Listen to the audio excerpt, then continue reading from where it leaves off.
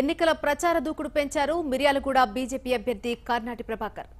ఈ సందర్భంగా మిర్యాలగూడలో ఇంటింటి ప్రచారం నిర్వహించారు. కేంద్ర ప్రభుత్వం ప్రవేశపెట్టిన పథకాలే తనను గెలిపిస్తాయని ధీమా వ్యక్తం చేశారు. మిర్యాలగూడ ప్రజలు తనకు ఒక్క అవకాశం ఇస్తే కేంద్ర ప్రభుత్వ సహాయంతో నియోజకవర్గాన్ని మరింత అభివృద్ధి చేస్తానంటున్న బీజేపీ అభ్యర్థి కర్నాటి ప్రభాకర్ తో మా నల్గొండ ప్రతినిధి కిరణ్ ఫేస్ టు ఫేస్. మిర్యాలగూడలో ఈసారి తప్పకుండా బీజేపీ గెలుస్తుందని, నాకు ఈసారి అవకాశం ఇవ్వాలని బీజేపీ అభ్యర్థి కర్నాటి ప్రభాకర్ కోరుతున్నారు. గత కొద్ది రోజులుగా మిర్యాలగూడలో బీజేపీని బలోపేతం చేయడంతో పాటు వివిధ గ్రామాల్లో పర్యటిస్తున్న సందర్భంగా కర్నాటి ప్రభాకర్ గారికి విశేష స్పందన లభిస్తుంది. అయితే యొక్క స్పందనతో పాటు అతని యొక్క ప్రచార శైలి ఏ విధంగా తెలుసుకోవడానికి మనతో కర్నాటి ప్రభాకర్ గారు. సార్ చెప్పండి, గత కొద్ది రోజులుగా ఊహిస్తున్నట్టుగానే మీకు టికెట్ వచ్చింది, మీకు ప్రచారం ఎలా ఉంది, ప్రజల నుంచి ఏ విధమైన స్పందన లభిస్తుంది? ప్రత్యేకంగా ఎందుకంటే రాష్ట్ర ప్రభుత్వం చేస్తున్న కార్యక్రమాలన్నీ కూడా కేంద్ర ప్రభుత్వం చూస్తున్న పథకాలనే రాష్ట్ర ప్రభుత్వం చేస్తూ ఉంది. కాకపోతే ఏంటంటే రాష్ట్ర ప్రభుత్వం అధికారంలో ఉంది కాబట్టి కేంద్ర పథకాలని తొక్కిపట్టి కేంద్ర ప్రభుత్వం ఒక్క పేరు కూడా రాకుండా రాష్ట్ర ప్రభుత్వం అనుభవించి పబ్లిక్ ఉపజెప్తా ఉంది. కొన్ని వందల స్కీములు కూడా కేంద్ర ప్రభుత్వం ద్వారా వచ్చినప్పటికీ కూడా కేంద్ర ప్రభుత్వం నుంచి పేరు తీసుకురాకుండా రాష్ట్ర ప్రభుత్వం, తెలంగాణ రాష్ట్ర ప్రభుత్వం నేనే ఇచ్చానని చెప్పుకోవడం అనేది చాలా చింతించవలసిన విషయం. అది కూడా ఇప్పుడు ఈరోజు ఎన్నికల ద్వారా మొత్తం బయటకు వస్తూ ఉంది, బహిర్గతం చేస్తూ ఉన్నాం, నిజ రూపాన్ని కూడా చూపిస్తూ ఉన్నాం, ఎలా జరిగిందని కూడా చూపించబోతున్నాం దీన్ని.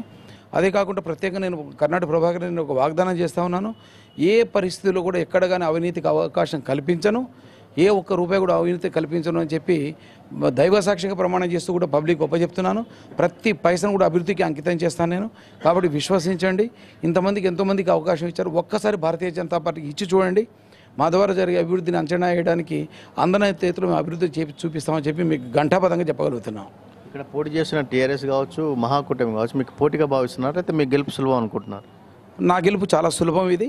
ఎందుకంటే ఇప్పటికీ ఒక కూటమి అని చెప్పి వచ్చిన మాయా కూటమిలో వాళ్ళు ఎవరో కూడా ఎవరికి తెలియదు, మిర్యాలగూడ పబ్లిక్కే తెలియదు, రాజకీయ నాయకులకే తెలియదు వారెవరో. అలాంటి పరిస్థితుల్లో ఒక కూటమి తయారైపోయింది. దాని తదుపరి ఉన్నప్పటి అధికార పార్టీలో ఉన్నటువంటి వ్యవస్థలో కూడా అందరూ కూడా పబ్లిక్ అనుకున్నది కూడా ఏంటంటే అంత కమిషన్ల వ్యవస్థ, బంధువర్గ వ్యవస్థ అనే ఒక పేరుంది. మిగతా వారికి చూస్తేనే పట్టణంలో సరైన ప్రాముఖ్యత లేదు. ఈ పరిస్థితిలో తప్పనిసరిగా బీజేపీని ఆదరిస్తారని వీళ్ళ పబ్లిక్ ఉన్న ప్రజాప్రతినిధులు అందరూ కూడా, అదే మిర్యాలగూడ నియోజకవర్గంలో ఉన్న ప్రజలందరూ కూడా, సోదరులు అందరూ కూడా తప్పనిసరిగా మార్పు కోరుకుంటున్నారు. ఈ మార్పులో భారతీయ జనతా పార్టీకి ఖచ్చితంగా అవకాశం ఇస్తారు. తప్పకుండా తెలంగాణలో ఖచ్చితంగా భారతీయ జనతా పార్టీ ప్రభుత్వం కూడా ఏర్పడడానికి కూడా తప్పనిసరి అవకాశాలు ఉన్నాయి.